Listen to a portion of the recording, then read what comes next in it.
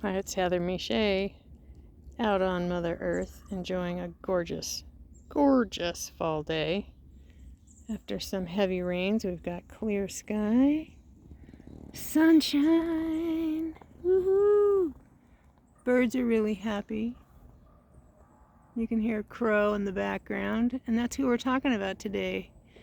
And stay with me to the end to learn more about crow medicine and what they teach us and have to show us.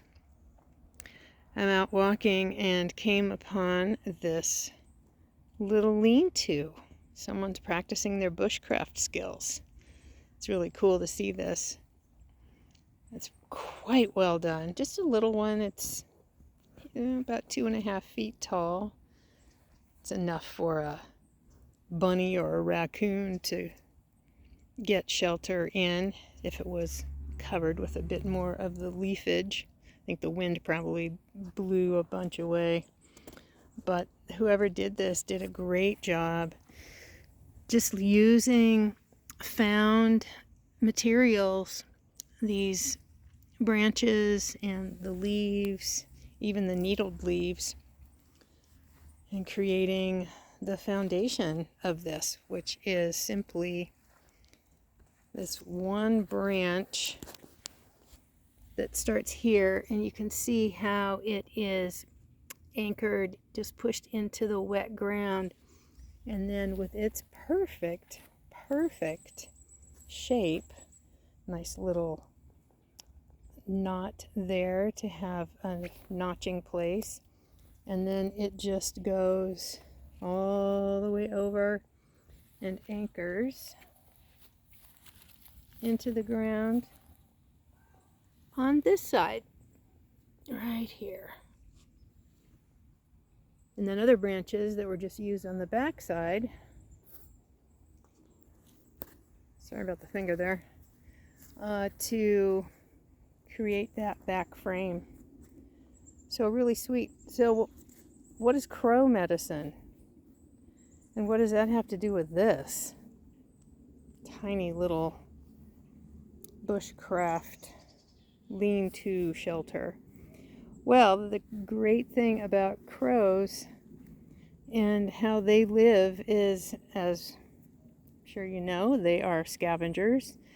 And the key is they use what is available. They use what is provided to them, whether it's carrion on the highway or a smashed squirrel in the street or somebody's steak they left too long on the barbecue that got swiped. But it's using what's provided for us. And there's so much provided for us in plant medicine, in food, and even building materials, for heaven's sakes. I mean, you look at adobe, and adobe is nothing more than mud and straw. And boom, you can put together adobe bricks and so on. So the list is endless, really. But give thanks to the crows. So many people are scared of them, or they revile them because they are scavengers and they're this and that. But they're not going to the grocery store. They are utilizing what's available. So think about that in your own world and life and living. Certainly for your health, to tap into what medicine, hear him in the background, is being offered to you where you live. My belief is that we are provided for with the medicine and the climate and the growing possibilities, as well as wild foods that can be foraged, but to sustain us. And of course that changes with climate.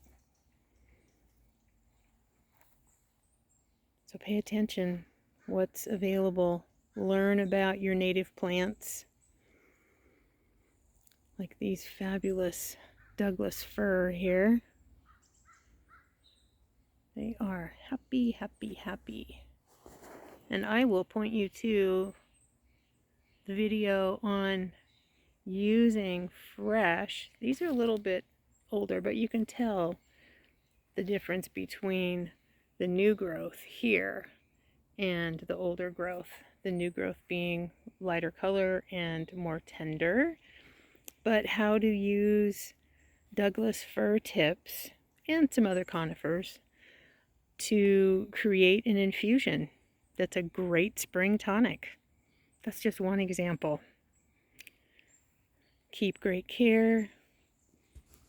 Give thanks to what's being provided. And pay attention to crows and how they can teach us about utilizing what's available to sustain us.